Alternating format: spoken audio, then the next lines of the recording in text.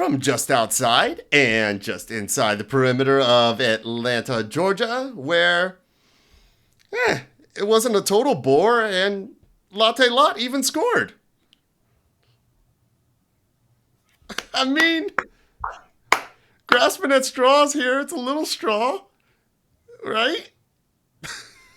Man, the patient is on life support. It's still kicking. Hmm, Dr. Frankenstein, it's alive, dare I say? maybe. We'll see. Jury's still out. Hello, everybody. It is the Five Takes Podcast, and we are back. We're back like the Braves winning a series against the Cardinals and being 10 games under 500. Sure, like that. Or like Chelsea. I won't go on too much. Congrats on your win today. You Thanks. Appreciate it. Look, I got one last month for Spurs for the first time in my life with them. Like, can't beat it. You deserve it. Like, straight up. Champions of the world. Again. But from what I understand, Chelsea just got like money and a trophy and a whole lot of things. And what we got was a point against one of the worst teams in the East. And I'm super grateful for the ounce of positivity. Like I said, I guess at this point, this team that we've cobbled together from all these different parts is alive? Yeah. Question mark. I mean, Um, hang your hat on anything. We keep trying to hang our hat and it keeps hitting the ground because there's no hook to hang it on, man. Every time we're like, oh, look, something to hang my hat on. Nope. Flop to the ground. So what is a tie? Is the hat just floating in midair? No, it's hanging on. The hook's a little loose. It's a snapback, and we've got one. But it's hanging on the wall. It's there. no. You know those cartoons? Yeah. Where like they have like a hat and it's on like a hook, because it's like almost like Frosty the Snowman or whatever. He's trying to pull in the hat and it's a tease. And they keep, in the second you get close, they pull it out. Choose your analogy, Lucy with the football, whatever you want to do here. But that hat, if this is what we're talking about here, it's what is it? It's seen some things. Like we've seen some things this year, guys. And I appreciate that I got a reprieve from the 3-4-0 beatdowns. Like, really, truly, I am grateful for the boringest draw ever in the 0-0 game, and for at least some positives. I mean, like I said, the homegrowns, I think, are our spotlight here. Sure. Hibbert. Yep. If you have to pick something, I mean, at least we were not run off the field. Oh, absolutely. And I think the goal that Toronto scored, like when you watch it back, I watched it back on my way home, and like that they executed a set play very well. They like targeted our one tall guy, Morales, and pulled him away from the guy that ended up scoring. Like him versus Muyumba is like not a challenge at all. So when you look at it like that, like, oh, we didn't concede from open play. We haven't conceded from open play in, almost 200 minutes of soccer now. But it is frustrating to give up another set piece play. Well, I mean, like Nick and was also saying, not to finish. It was. But you can't teach tall, and I mean, fair. And I think Morales, has been good enough the last two games too, where I see him as just as much of a positive as Hibbert. We can get into to all that, but I thought they earned the point yesterday. I mean, when they went into half 0-0, we were all like, okay, good job. Look, Toronto executed a well-earned set piece. They did it well, yes. And they exploited one of our common weaknesses: the first few minutes of the second half. Yeah, this is known. Yeah, we are a known entity about this. That we are not ready. If you want to get a goal, that's the time to do it. And they did it. And they did it well. Yeah. And like Nick said, you can't teach tall. If you're not watching the video portion of this tonight, Jennifer's not here tonight. We have Amy and we've got Nick from the FanTV Discord, who was at my house last night, along with a few others. We had Spreadsheet Jockey and a few others there last night. It was a good time, despite, not despite. I mean, we got something out of this. The last minute. The food, the friends you make along the way. What else? For sure. And we have a ton of food left over. Shout out to Spreadsheet Jockey and his lovely partner too for bringing over entire. I am so known an entire pack of Celsius. Wow. I am such a known entity. And an addict for caffeine. That was really sweet. And you brought over some great bourbon. We had great drinks and great food and a good time. And it was just really nice to still keep the community going. Amy, you had a really nice time over at Puppy Mob down at Midway Pup with Footy Mob, and your dog won an award. Yes. I did, yes. And my puppy, who I will ask to come over here in a moment, but who is currently piled up on some blankets. I don't want to mess that up. Miss Wendy got the Perkiest Ears Award. Her sweet little satellite dish ears that are perking up at me right now as I say her name. Come here. Come this way. Nope, not going to happen. So I have a question. You're going to make me carry you over here. Yes, it was very cute. Several people came out. That's cool. Shout out to many of the puppies for making it out, and many of the awards that were handed out. Levon, of course, Poppy, Angel's dog was there. Mr. Bear, who was just, I think, Mr. Congeniality. And then shout out to Saffron, Terry's puppy. She got the all-around award. I will say that it was well earned. She had a smile on her face and didn't meet a single puppy there that she didn't want to be friends with. And she had the most adorable pink shirt that said Monsoon on it that I think her aunt Amy had made for her. So it was quite a cute event. We did enjoy our time, got some food at Midway Pub. And hey, like you said, we got a point out of this game. It was nice. It was not a loss. And we've got 2 points going into a couple of home games. Like, you never know. Like, our last 2 matches at home went well. Yeah, maybe we could pick it right back up. And Wednesday nights, definitely come out, y'all. Wednesday nights are usually a pretty good crowd and a pretty fun atmosphere. I'll be there to see the fighting Burhalters come into town. To Greg's credit, he's actually got Chicago playing fairly. I mean, they're ahead of us. Maybe they're not destroying all comers, and I realize it's kind of a low bar with Chicago. The same could be said about Atlanta the past few years. But Chicago. Don't forget, we scored a goal this game. Don't forget that one. Oh, true. That's important. Yep. It could have not gone in, and then we would truly be hecked. God, could you imagine? Maybe, you never know. Maybe this will be what gets Latte out of his fun. And here's the dog. Here's the dog with the award-winning ears.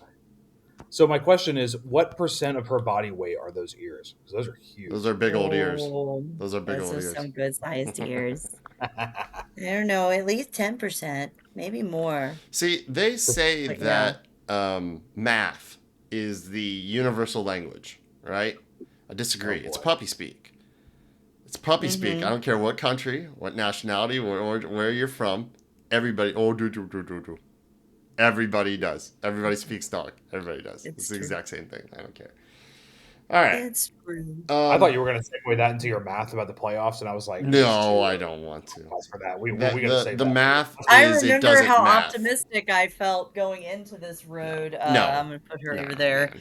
How optimistic I felt going into this road game, and I appreciate you, Glenn, not necessarily making me relive it, but did we end up with we were so hopeful. We said, hey, maybe if we can get to 8 points. Yeah, we're nowhere near it. Out of all these games. We have a game in hand because Miami got postponed, and that will now come at the next 2 points, though. We got 2 out of 18. Yeah. No, the math doesn't math. This isn't happening. It's fine.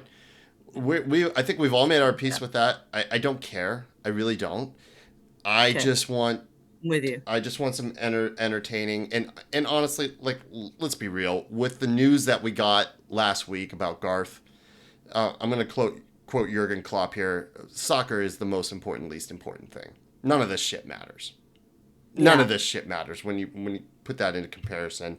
And you can put aside the fact of whether we agree with the decisions that Garth has made for our club or not, his successes, his failures. None of that shit matters. Nobody should have to deal with this. Far too many people do deal with it. I don't think there's a person on this planet that doesn't know somebody, friend or family, whose life has been upended by cancer. You know, I've lost a number of family and friends for sure. I'm sure you guys have as well, or at least known someone that's had to battle this thing. So that puts things into perspective for sure. And I can only hope that it's not too severe. It was a sudden announcement, came out of nowhere, so we don't know if he's known this for a while or if he went for a checkup and doctor calls and gives him the news. But I'm glad that he just make the decision, man. Like this is sport. Go take care of yourself. Like this shit will get better or it won't. Whatever. This is your life. Go deal with that, 100%. And I'm sure when he made the call to Uncle Arthur, he's like, "Why? Yeah, for sure. Go get out of here. What are you talking about? Absolutely, we got it. Like Hendo will take over and whatever. It's fine." And I do appreciate that for all of the legitimate criticisms that the team or the front office or whoever may have gotten, like from time to time over the years.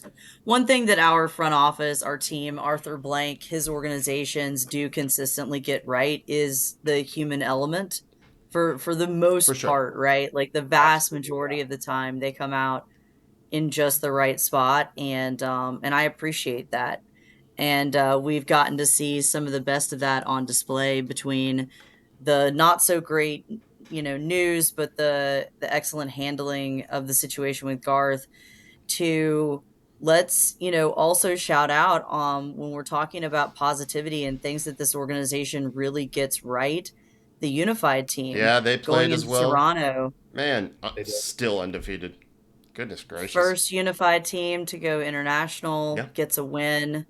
5-3, got a hat trick out of your from big Xavier. guy. Yeah, and then he hit on his um, third goal. He hit the Diogo Selly as well, which was really sweet to excellent. see. And looked like the kids had a And great time. It was hot. Yes, but they did it was fun hearing Garza and Joe too Shout out Garza and Joe call. Freihofer, man. Great job on the call. Yeah, Joe was great. Man, it was really impressive. I didn't know he had that in his pocket. Yeah, he's done it a couple times now. If he wants to go down that road a bit further, play-by-play or color, I think he's got it. I think he could do it. Absolutely. So I hope we hear more of that in the future. Maybe get on a call for the twos or what have you, if he wants to, because I think he's got it in his bag. He did a really good job. I enjoyed them both, and I'm glad that we had that. Yeah. And it was a nice way to start the day. For sure. And get kind of that positivity, going. 1,900 people on the stream, too. That's not nothing. It's pretty cool that 1,900 people logged on and watched this thing. And hey, I was not one of them, but shout out to everyone who made it out to help with the TIFO. If you didn't know, there is some TIFO building going on to have a TIFO for next Saturday. And so thank you to the Gulch and everybody who showed up so far. And check with your SGs, look at the sign-up geniuses, come out and help if you can. Be a part of the last community. Note and just on Garth before we move on. Like Glenn said, Glenn put that really well. I couldn't have said it better. That's Klopp. That's Jurgen Klopp. I plagiarized, man. Like I can't. That's his words. That's okay. The best people just steal from other people. There you go. Any good things out there, but every time I met Garth, just the nicest guy. And I know he doesn't come to the tailgate lot and take shots with us like Darren used to, but for me, I don't necessarily need that in a president. I wasn't I wasn't old enough for most of that part, and I wasn't a big part of that culture. But every time you meet Garth, every time you shake his hand, like you can just tell there's a great guy in there. You can tell he loves this team. He came here for a reason to. Yeah.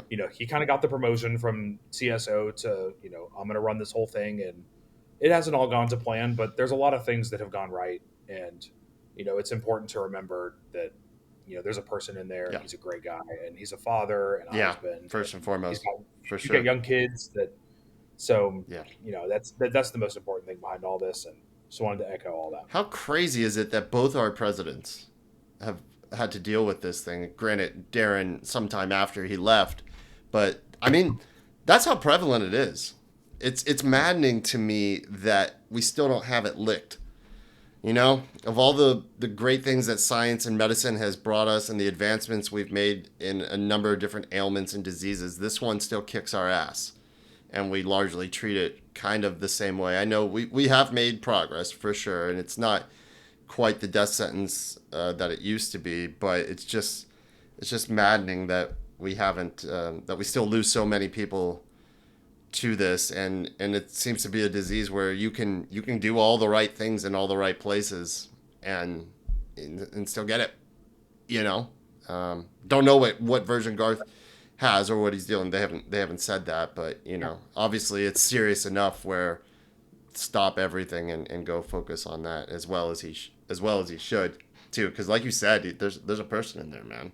I know he's our president, and we forget this about players, coaches, that they're the people that they got lives outside of this, man, and stresses and things they have to deal with. So good on him for keeping his priorities prioritized and just going. And it's encouraging that the press release, did say, like, we found his initial prognosis. Oh, right. They did say that. You know that he would not be stepping away if he did not absolutely have to. If his doctor did not say, like, hey, you have to do this, like, you got to step away, like, you can't be in the office and you can't be going to all these games, like, you got to get this treatment going. If that wasn't the case, he'd be here. Like, he'd be a part of the transfer window. He'd be a part of everything. Nobody walks away. Like games, like nobody chooses to do Look, I'm certain that whatever input that he wanted to have and needed to have has also already been delivered ahead of this window. Yeah, the plan is I think we're agreed. We're not in a place where he's just gonna not have done anything. Garth is not a guy that strikes me like, as you say, like whether it's gone right or wrong, he's not a guy that's unprepared. That really wouldn't be the criticism that I would levy against, Garth. And so I'm certain that we are prepared and have the input that he was ready to give going into this window. I imagine he'll still be. And we're just going to have to sit back and see. He'll still be in see touch. what happens, because he'll still be in touch, even if the club tells him, you don't need to text us right now. Like, go do chemo or whatever. He doesn't strike me as the type of guy, as anybody in professional sports. Nobody wants to just be totally out, even though. And I'll be a cynical asshole here for 10 seconds. Okay. How happy are we that it's Chris Henderson who's in charge and not Carlos Bocanegra? That's all I'm going to say there. How happy are we that it's someone else with a huge track record? Fair. That's a big deal to me. No, it's fair. It's fair. I don't think that's being cynical. That's being real. It's okay. It's a good point. We're in good hands, we hope. Maybe? Well, I believe that this is the time and the area that Garth himself has talked about, that for talent scouting and this sort of thing, this is the kind of thing that he brought Chris in for, right? Correct. That they are complementary pieces. Years ago in Seattle, this is where, that is intended to be. Yeah. So I feel like since Garth is primarily the business end of things, I can, God help me, trust Rich McKay to deal with that enough for a short period of time with some very thorough notes from Garth. Very thorough. I'm sure. I believe that Skate will probably be in that room as well. Demetrios is the other person they listed in the press conference. Her as well. And so like, at this point, we're at the point of the process where we expected Chris to be at the helm anyway. It's true. So that's true. Let's see. And if we're going to take Garth at his word that he is not the sporting director, I mean, we should take him at his word for Carlos's signings, and we should now take him at his word for Chris's signings. Like, he has said, I'm not the GM here. I'm not choosing the players. I set the vision. I do all the top tier things, and this guy is setting the roster. Now it's Chris Henderson, and I really want Chris to cook. I mean, the likely scenario is Chris was going to pick all these players, and Demetrios was going to draw up the contracts and all that sort of stuff, and Garth was just going to sign off on it if he was here. And now he's just it probably goes to Rich McKay or whoever else instead. So I mean, it's probably not going to be a huge change. Listen, at this point, I am sitting here waiting to find out, just anxiously waiting to see what are we about to get to cook? Like, what's the recipe that the team's about to be throwing together? Like, what ingredients are you pulling out? Which new things are you pulling in to stock the pantry and give Dyla some options?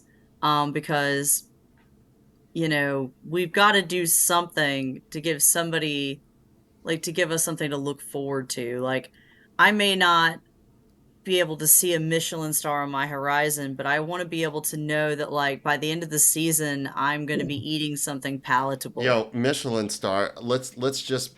I'll Like, settle for Taco Bell. Honestly, like so we're gonna be cooking up a dish. We need to fast we and need we competent. need to I would take mind fast and mind the competent. recipe, Chris. But we are in decent hands.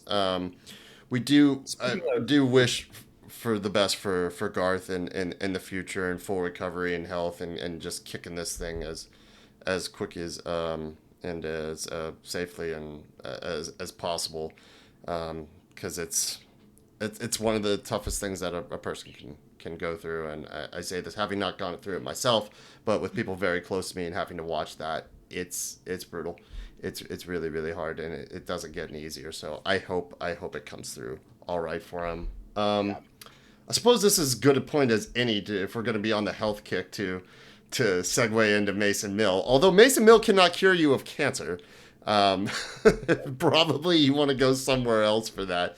But if we're going to be talking about health, if we're going to be talking about things you can do for your health, preventative maintenance, physical health, for sure chiropractic care is a big part of that. And Mason Mill is the place we recommend you go to. 404-321-0082. You can find them on the web at masonmillchiro.com. They are open Tuesday through Saturdays in Decatur, Georgia, off McConnell Mill Drive. Give them a call and get set up with your appointment with Dr. Cohen or Dr. Miner. Take care of yourself.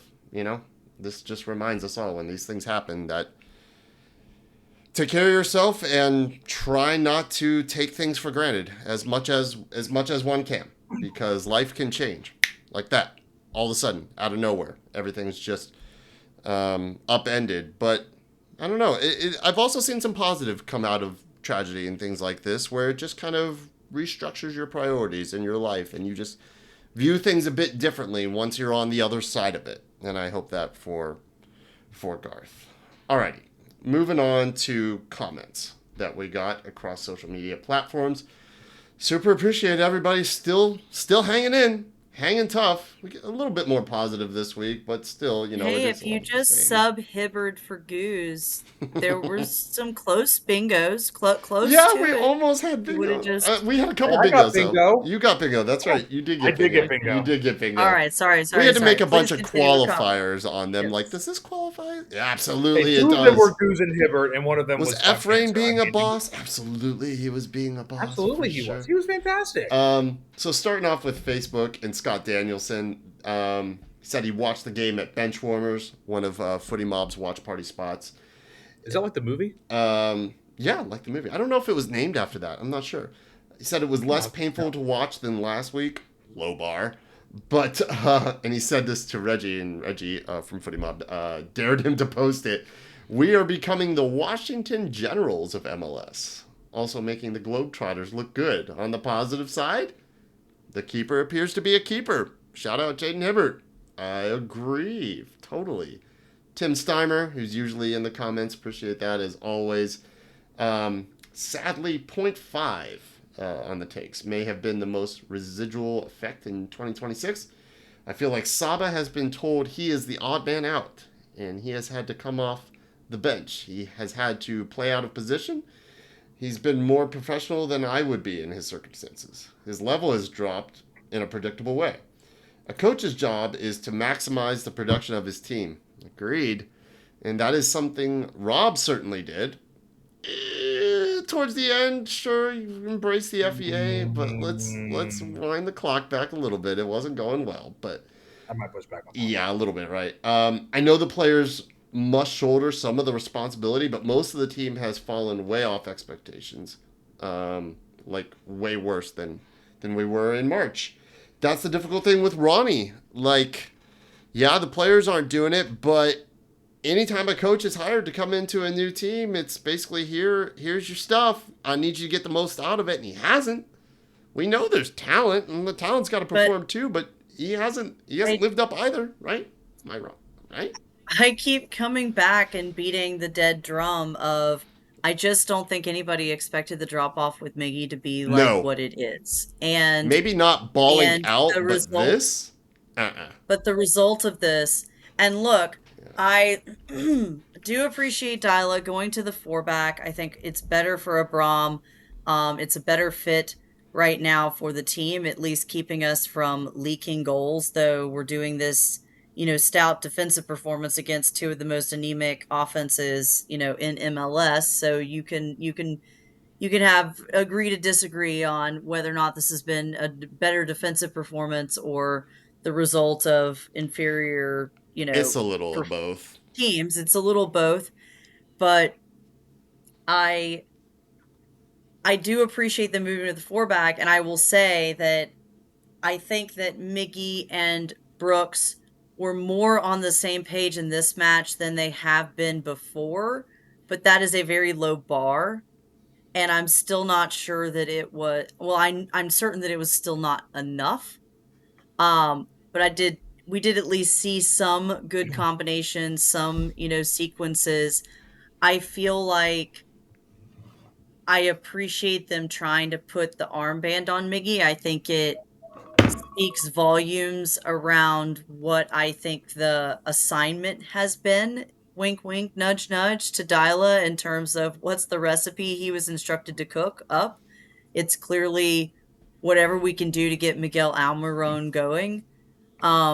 Because otherwise you would see the armband on Bartosz, I think. Yes. Like, which we talked about that last night. Yeah, we did. I think we'd all be okay with that from a personality standpoint. Like when you look for a captain, it has to be more than skill.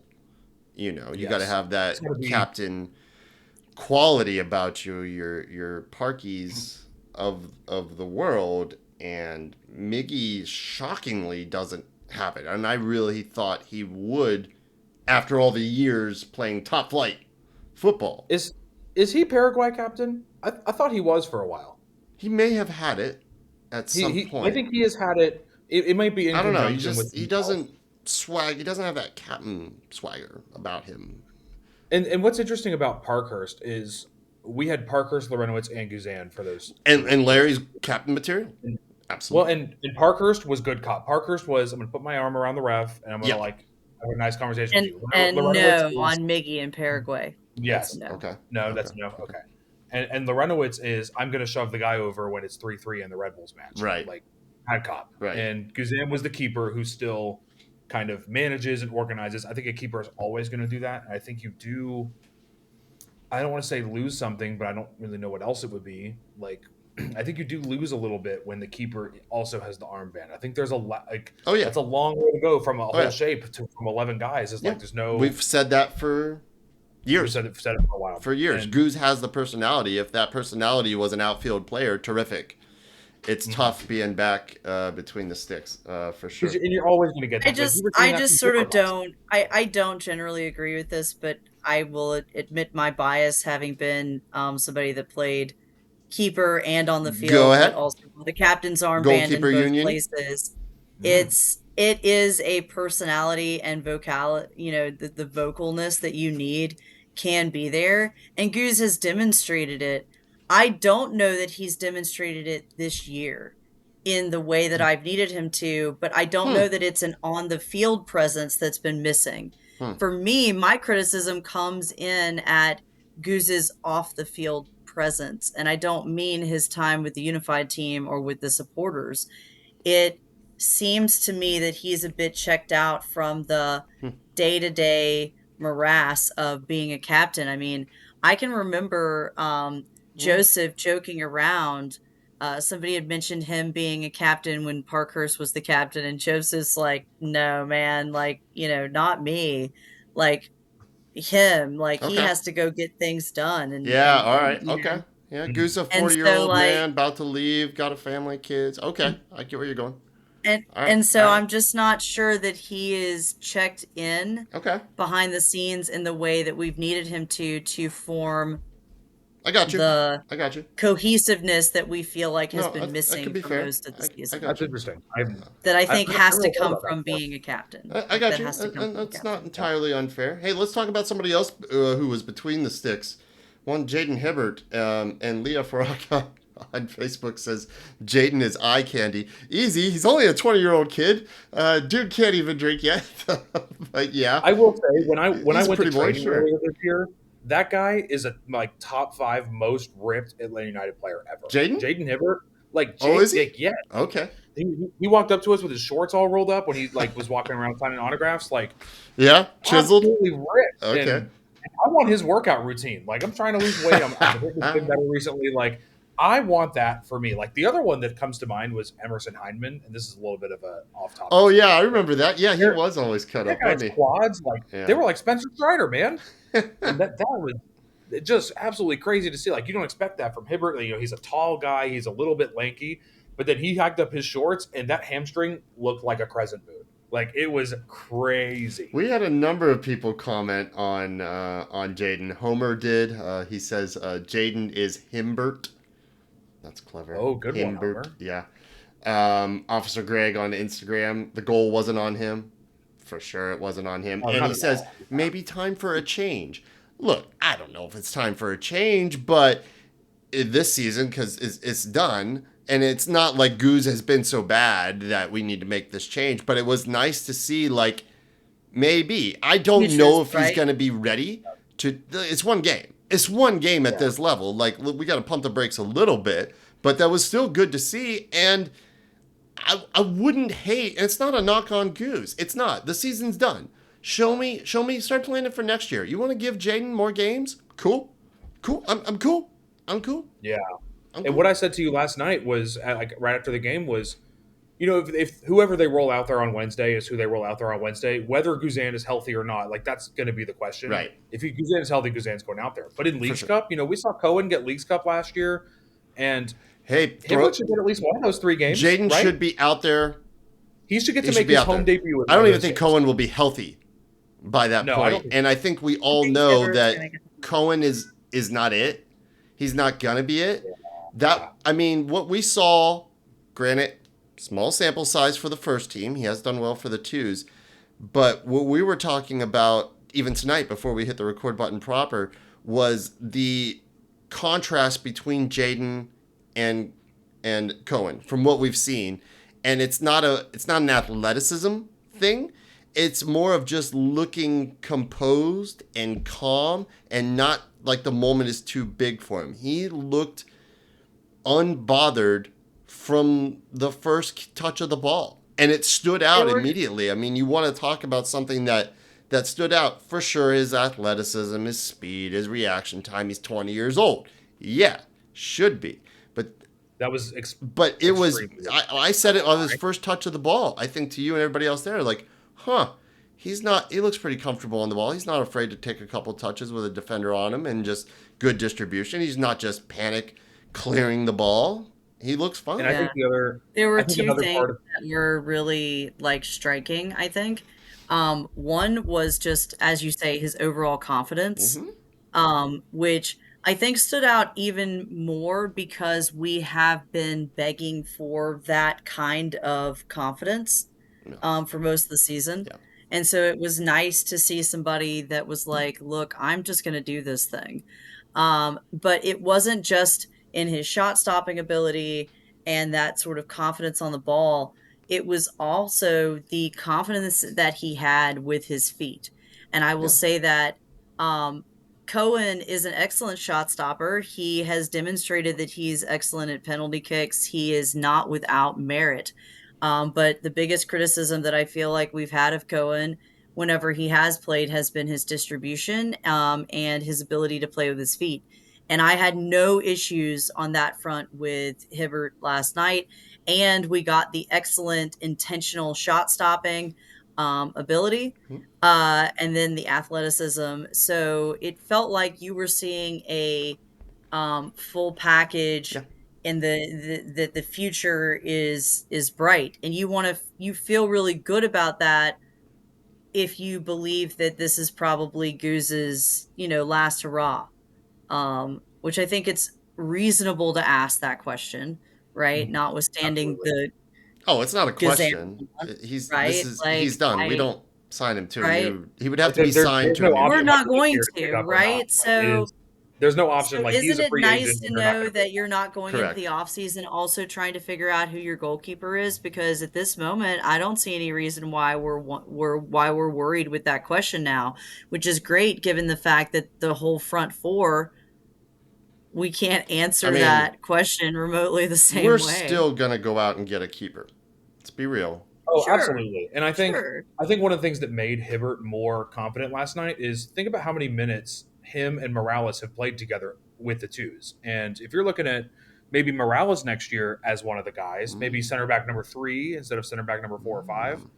then Good maybe point. Hibbert playing that more next year is like maybe that those Mm, two things can kind of coincide. And some of these guys, maybe we'll see the benefits of them playing together from U12s all the way okay. through to twos, MLS Next Okay. Pro, all the way to the first team. I think we did see a little bit of that last Okay. night. Like Yeah. there was a couple times in the first half when Hibbert had the ball at his feet, and Huh. Morales felt free to kind of go and move, and Abram is decent with the ball at his feet most of the time, I would say, but he clearly felt more comfortable giving the ball to Morales. I mean, maybe I would too, based on Abram's history, but that didn't go unnoticed for me either. No, I think that's going to be I'm picking important, up what you're especially putting down there for sure. Yeah, that's a really fair if point. both players continue to kind of gain more minutes. Like I think Hey, this could be no, something. Noah Cobb as well. The home grounds Yeah, once again. The kids. It's the kids that yeah. stand out the most, right? Yep. All right. Moving on to Twitter. Spreadsheet Jockey was here last night. He doesn't want to give up on Saba, even though it's looking pretty bleak. Yeah. Don't give up on Saba. I'm a Saba Saba guy. stand. All right. But he Yeah. cannot play on the left. Stop starting him there. We have no left wing, so I'd like to see us try a 4-4-2 setup because I like the idea of a back four and a top two. At this point, it's all academic anyhow. Yeah, pretty much. I mean, we scored the 4-4-2 last night, if you want to think about it that way. True. Luke Brennan on the field. If you're Oh, going to stay in that formation, Sure. just put Brennan out Yeah, there yeah. longer. So, start him. Let him see what he Give can him do. some more minutes on It Wednesday. can't be any worse. Oh, on Luke Brennan. This Sure. is what Ronnie had to say about Luke Brennan last night, Hit me. and I love this quote. I got this from Sam Jones from Five Strike Final. All right. And this is the quote. Ready? Yeah. Luke is very talented. I like him a lot. This is Ronnie speaking. He has speed. He's good one-on-one. He did an action today that gave us a point. I'm going to have to find and send to you from r/Atlanta United. This is not in the quote. I'm going to have to find to you when he, it has his face buried and he, opens his finger to see what's going on. Oh, yeah, like him down. Yeah. So funny. That's great. Continuing on So with the Luke, quote, sorry. what Nick is talking about, there's this moment where Luke is down in the box and players are surrounding the ref, waiting for a decision. The camera cuts to Luke on the ground. He's kind of got his hands over his face as a player does when they're hit it, and he kind of just peeks his eye out and he's just kind of looking like, is the ref made a decision yet? Somebody gift that. I beg of you. That's just. Is the season over yet? Have we scored? Is it done? It was wonderful, wonderful from Luke. But go on with the rest of what Ronnie was praising Luke for. And when they do film on Monday, they're all going to giggle about. Oh, for sure, for sure. But what else did Ronnie have to say? Continuing on with this quote. Yeah. I'm looking forward. I am conscious about him being Luke because I think he should get more chances. I think I've given a lot of others a lot of chances, but that hasn't performed enough. And now Luke gets his chance. Well, Luke is not a player from Europe just coming here looking for a paycheck, as Ronnie mentioned in another comment as well. So, yeah. Look, we are at that point of the season. The math doesn't math. It's fine. Try who you want to try. Give all the kids as many minutes as you can. Put Jaden in there. You're not going to get any complaint, especially from a player like Goose, about that, who is 100% through and through a club man who will do. He took a pay cut. He's a club man. He's going to do whatever is in the best interest of the team. And I hope he stays on in some sort of coaching or ambassador, stay connected with the club, even if it's tangentially like Garza and Parky have, And it's very clear from the comments how much Goose has contributed to the development of the other keepers. I bet he's had a lot to do with Jaden. Honest to God, and I bet you Jaden would say so. Jaden said as much. Yeah. Jaden said on the full-time report, like, Goose is his second dad. There you go. Like, Goose is not going to be upset about seeing one of his... Now, if Goose go he's on, got son. Kids at home, he's got a fifth 100%. Kid in Jaden, like, he's not going to be upset about going to see Jaden out there. So, 100%. With you on that. Moving on to TPEG88. He thought that on Twitter, Miggy put in a heck of a shift today. Yeah, but effort isn't enough. This is all the praise. Anytime there's praise for players, it's because of their effort. That's just where we're at. But fair enough. Yeah, sure. Didn't result in much. But yes, he usually does.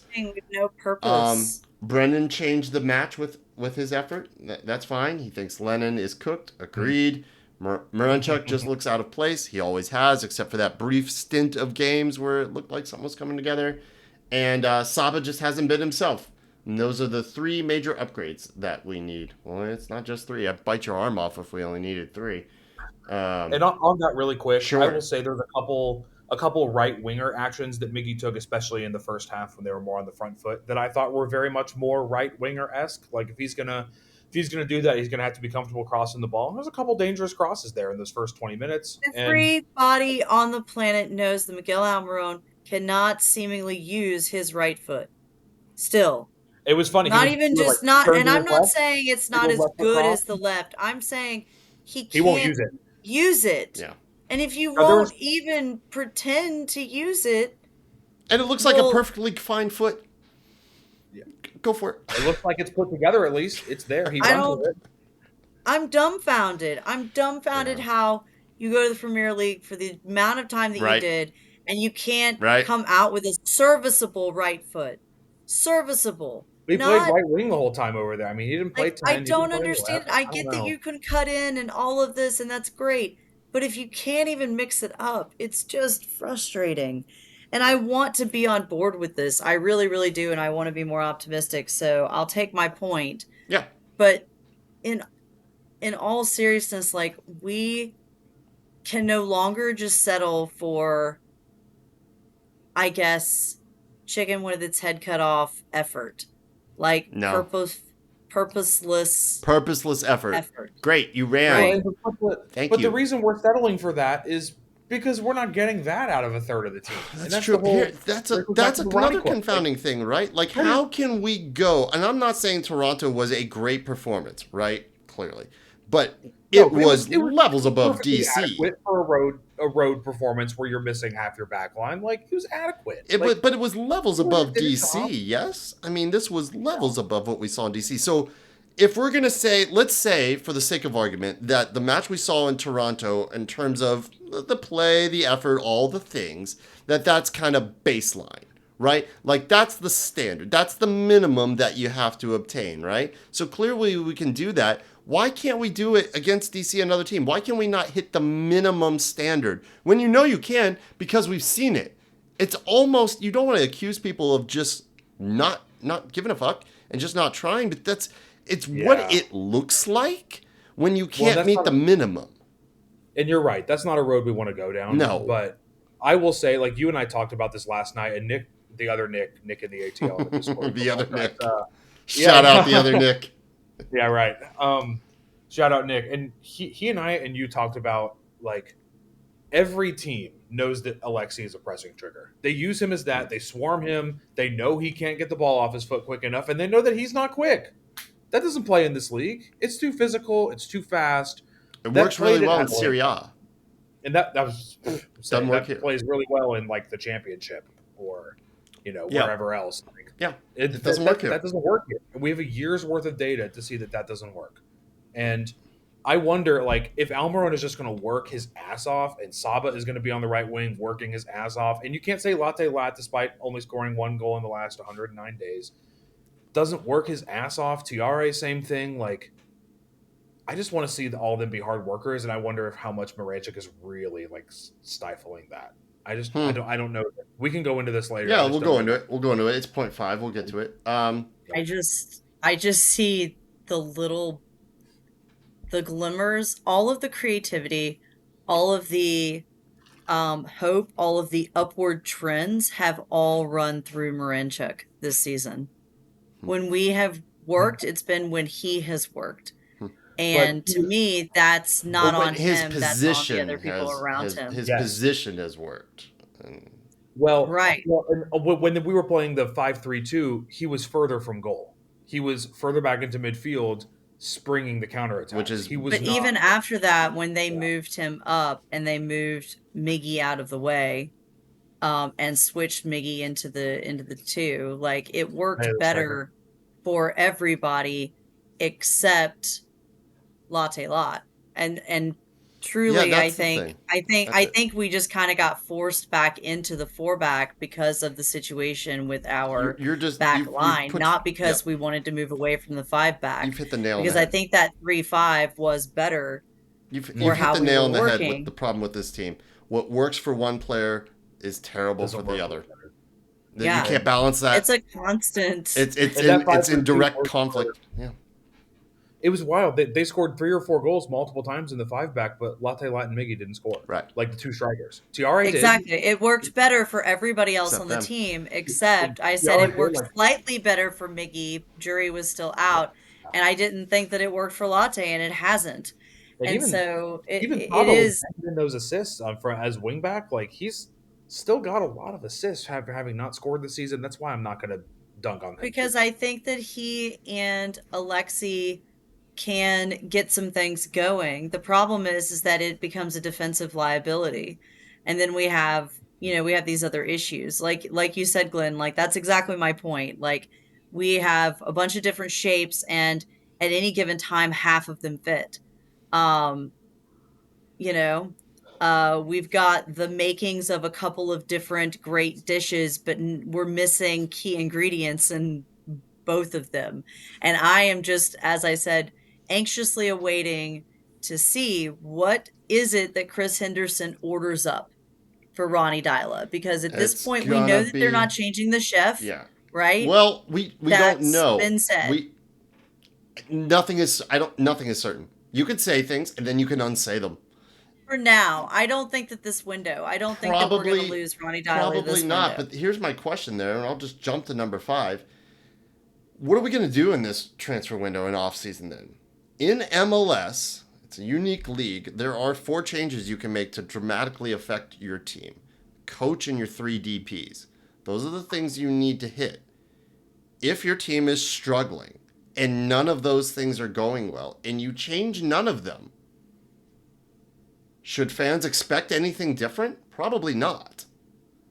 So if the plan going forward and we see this thing executed, none of those 4 things change, I don't really care who else comes in. You might bring in some decent defenders, another Bartow-esque type level player, a good left winger, something like that. Sure. Mm-hmm. It won't change. It's still going to be. I'm not sure the point of this transfer window is to change the bottom line. Effectively, in the first half of the year, we had 3 players go out. Jande got traded, Mascara, good riddance, back out on loan for a second Just time. buy the guy. Gosh. Yeah, right. And Jay Fortune to the season-ending injury list, right? I mean, I think you're looking to replace those 3 guys in the squad. But with potential guys that could be here long term. But if you bring in a TAM level winger like Jande was, then you have, TAM winger to be named later and Saba, and then you decide that, okay, one of these guys, either Alexi or Miggy, is the 10. And then you're not replacing a DP, but you're making a futuristic type decision there. I wonder if that's the route that it happens. And I'm sure some midfielder is going to come in on a vet minimum deal to replace Jay just so to have numbers. But true. But guys that we have here, Will. To be honest with you, I think that the reason I can see that happening is because your question at this point, right? Okay, so first off, whether you wanted to or not, you're not moving off of Latte. Nobody's taking him. It just is what it is. You're in. It's a buyout. Your eggs are in. Your eggs are in that basket. We have 2 buyouts. Okay? We can do it if we want to. It's not like we really wanted to, but I don't think that we're going to do that, right? I think that sends a bad message to potential future DPs. Right. So if I take that off the table, I'm down to Miggy and Marenchuk, right? And I've got to choose between offloading the one DP that's actually managed to do something for me this season, or admitting that my heart got ahead of my head and letting go a guy that the fan base wants to build a statue for. But that I think a lot of the fan base is souring on a little bit with these lack of like performances. Um, in my mind, the team doesn't want to make that decision. They want to kick the can. And so if they can do like you've said and put a band-aid on it and wait it out and see if there is some semblance of formation or something that could get this going, I think they will totally do that instead of making the decision right now between Miggy and Alexi. On that note, Alexi and Almiron do have the same number of goal contributions this season of 6. Saba also has 6, even though he hasn't scored. But productivity-wise, they've basically been the same. I think you just got to pick a game model and decide. I think that's Chris and Ronnie and the staff in a room saying, what are we going to be long term? And so again, it's what is Chris Henderson telling Ronnie to cook, right? Like, who are the ingredients and what is he cooking? We don't know yet. Ronnie interested we need to the pot has to be thrown off the stove. We're not a couple ingredients away. We're not a Band-Aid away. We need bold decisions, painful decisions. Look what Toronto did. Hit the eject button on both of them. Insigne and Bernadeschi at the same time. Probably told him in the same group chat. Bye, guys. See you later. Probably told him we have two buyouts, and I don't think it does send a message to future DPs. Ooh. You know what else sends a terrible message? Being part of a bad club. Coming into bad culture. Where it's just not good. I don't want to be part of that either. I don't know if guaranteeing your pay sends that bad of a message. These guys could double dip, essentially. Get paid, go to another club. Also get paid while your former club is still paying you. And on that note, you're bought out. I am obviously not Chris Henderson. We don't want to be that place but either. I don't want to be. We are here. We are here. If we kick this can down the road, the can gets more dented. They don't get better. And if you want to be good to these players, get rid of them now where they can go to a European club that's starting up in the fall as opposed to in the winter. That is what I was going to say. I think if I was Chris Henderson, which obviously I'm not a former U.S. men's national team manager. I am a prime age player, but I'm not on the table for the Waiting club. for that phone to ring, huh? Yeah. Yeah, right, clearly. Me and my 19 minutes. Hit the eject button on Alexi. That's what I was going to say. Like, buy him out. Do it now. You have a buyout. You've only got one. But give him grace and thank you very much. And we're going to try to find you a new home. And you need to move. Here's a few million. To the 10 and buy a winger. Yeah.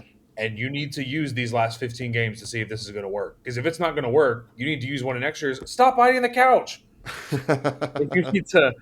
If you need to animals use one of next offseason's buyouts on Miggy, then you need to know that now. It's the same thing with like if we were thinking if Cohen's going to be the guy, you need to play him now. We don't need to find that out next year in May. We have a year's worth of data, like you said, on Alexi. This isn't working. It's not going to work. He had a brief little stint where you're like, okay, if we kind of play him in this way, I'm sorry, but DP in that position just has to be a game changer, and he's not.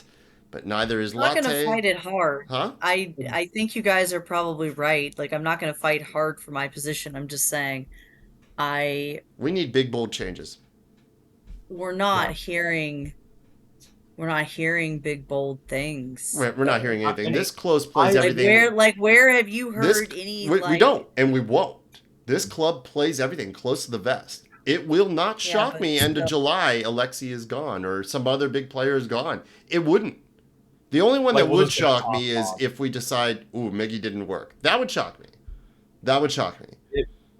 And before we move on, the last thing I'll say is I understand the reason why they will not do it. I can understand, like, you can explain it to me, I get it.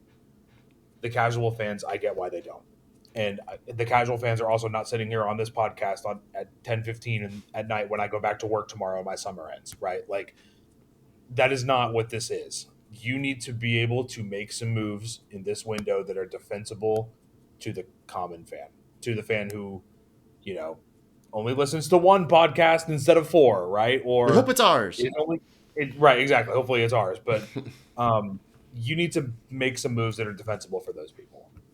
I think that's and don't raise ticket prices. All right, number 2. And don't raise ticket prices. It was at least better than what we saw against DC. We've kind of already hit on that. It's a very, very low bar, the things that we did, but we just don't hit the minimum standard so often. But we saw another game where we do, and we can, and we know we can. And inexplicably, some games we just don't even do that much. And that's the hardest part for us to swallow this season, is not meeting that minimum of like the non-negotiables. We negotiate on the non-negotiables too much. Morales continuing to show that he belongs at this level. Agreed. Again, kids, it's the only praise we've had this season on a consistent basis. He built on the performance against DC and Benteke last week. Agreed. Didn't really put a foot wrong. No argument there. And that one was actually written by Nick last night. It was. Glenn was drunk and handed me his computer and said, "I've only got 3." I can't come up with any more, man. Help me. Help me.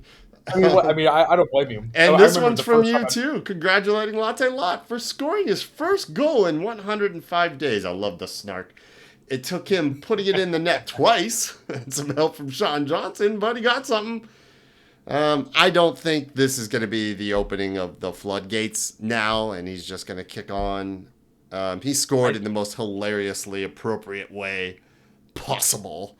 He scored some fun goals this season, some interesting ones. Yeah. And look, he's at 6 right now. With how much leads the team in 6, right? With own goal being number 3 or something like that. Tiara's got 3. Almiron's got 3. I think own goal's next after that. Okay. But if this can carry Latte Lath into getting 10 goals this season, like if we can get it to 10 by the end of the year, there's no way it could possibly be worse. Like if this can carry him a couple more goals at the end of the year, scoring some home games, whatever, we can do our. If you had told anybody at the beginning of the season that we would be, hopeful that he would get to 10 goals, we're hoping that he would get to 10 goals, we would have all laughed at you, like, ha ha, $2 million a goal. Right. Oh no, it's terrible. Yeah. I have to tell you though, is that it's beginning to make me feel like when I play pool, y'all, I can make some wildly ridiculous shots, but if I just need to push the pool ball straight, just in a straight line, and just sink it in the pocket without putting it in the net or having something just go ridiculously wrong, I can't do it. And I feel like that's what I'm witnessing with Latte this season. It's like, you get if it's the absurd, the ridiculous, the unexpected, the whatever, dude can make it happen. But if it's just put the ball in the net, push ball forward in pocket, it just isn't working right now. And he is one of the players on the team that I feel bad for. There aren't many of them, but he is one of the ones I do. And when you get one chance a game, it's hard. Like he is not a target forward, and that's how we're using him. He thrives on chance creation for him and putting the chances away. If he's not getting those rhythms, if he's not getting, those consistent chances, and they're not creating anything. I mean, you can look at the XA numbers; they're bad. So I mean, yeah. All right. I think we've reached the end. Mercifully, we're here. We did it. Another one in the can. What is this? 203, 204. We're on now. Still here. Still doing it. Still looking for joy. I mean, I got some today with Chelsea. It was really nice. It's very nice to win things, to be back at the top where Chelsea belongs. I've admittedly, I have lived a charmed life with Chelsea. I came on when we were already winning things, when we were deep into the Roman Abramovich era. We had Hazard and Drogba and Lampard and all these terrific players. I wasn't with Chelsea in, the early 2000s, 90s, 80s, when it was a bit of a struggle before they started winning trophies. So that doesn't make the last few years any easier. It's been kind of brutal, these Bowley Blues. But Chelsea has started to get better ever since Todd Bowley just stepped back and let people who know football handle the football. Please don't get involved in the transfers and try not to be a general manager. I just want you to cut the checks and come say hello every now and then, and that has seemingly worked. Don't put a board with tactics on the thing and put 12 players on it. So that, just go hang out with the Dodgers, man. Go do other things. Just keep the money flowing. It was cool. It was cool to win the Club World Cup today. We won it a few years ago too. So we've got it for, when is this played again now? When are we doing the cadence of this? Is it every 4 years now with the Club World Cup? So we've got that badge now for 4 years. Oddly enough, I am kind of looking forward to it. But yeah, it's cool to have. Player safety concerns, but there was enough fun games between there was. Sundowns in Dortmund was fun. It was. There was some entertainment there. Those, I'm glad I got to see Bayern, PSG. That was cool. Just make the tickets more affordable. Right. Just do better with the kickoff times if you can. Don't be so concerned with Europe being able to watch it and have 3 p.m. kickoffs all the time. God, how many Chelsea fans from London watch Chelsea LAFC? Like 3? No, I don't know. Probably not that much. I imagine there were a lot tuning in today, though, because it's a trophy. It's kind of an odd-looking trophy, but a trophy, nonetheless. And Chelsea has won 2 this year with the Conference League and Club World Cup. It's nice. It's nice. Last thing for me. Happy birthday, Mom. We celebrated today. Oh, okay. Happy birthday, there we go. Happy birthday, Nick's mom. All right. We went to the aquarium. You get it free on your birthday. Oh, y'all went to the aquarium? We did. We went to the aquarium, and then thank you, Alex from Footy Mob, for hooking us up with tickets to the MLB All-Star Fan Festival at the Galleria. That was a lot of fun. Oh, cool. We tried some food from other ballparks. The Ichiro wings from Seattle were outstanding. My mom and I shared the Judge Burger for lunch. We had the Chicago White Sox s'mores milkshake, which is better than any player they've had for the last 5 years. Low bar, but yeah. Well, it exceeded expectations even for a $12 milkshake. It was very, very good. Oh, that's cool. I love that. You get to experience food from other parks. That's kind of awesome. It was really awesome. Nice. They did a really good job with it. I was expecting it to be mostly for kids, and Alex recommended it to us and said it was great. But yeah, we did that and then went out to dinner with everybody. Oh yeah. Then I walked in at 9:05 for our 9 o'clock podcast. So there we go. Peek behind the curtain. And it's only 10:20. We've done it in a reasonable amount of time. How we're able to keep talking almost an hour about this team, I have no idea. But I appreciate you guys coming on with thoughtful insight and not just angry yelling, which we would all be in our justified doing. We try to provide a bit more than that if we can, because if you're still tuned in and listening to us, you deserve more than that. I know we all deserve more from this team, but we're all in it together. We're all feeling the same things. We're all watching the same stuff. So we try and be good with it.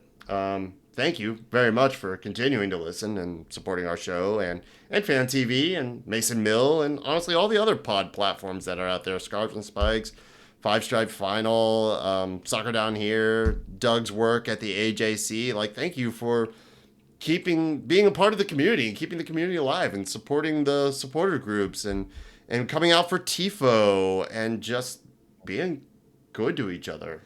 Just come out to these 2 games this week. We last time we had 2 home games in 96 hours. They did really good. Got 6 points. You raised a good point. Back-to-back home games in short succession. Was it? So we're going to come back in a week's time and we're winning it all. Even since the early days, even in 17, we had That's true. 6 weeks in a row of 2 games a week at the Benz. They got into a rhythm. They always do that when we play well. It's usually when we're in rhythm at home. Dare I say, when we least expect it, does something amazing say it? happen? Speak it into existence. You said that shit last time and it happened. Let's see. I wrote it last time for FanTV. I'm gonna write it again right now. Well, look, we're back there of expecting nothing, so that should track. Yep. That should be saddles ready, y'all. Glenn, the worst part about it is 6 points this week could genuinely save the season. It could.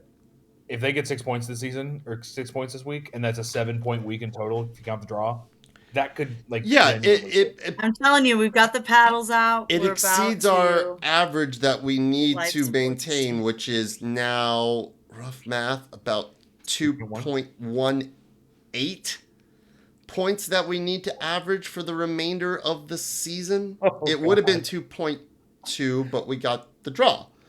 So we'll be above that if we get the 6 points, but we have to keep that going. We need to win something like 9 to 10 of our remaining games.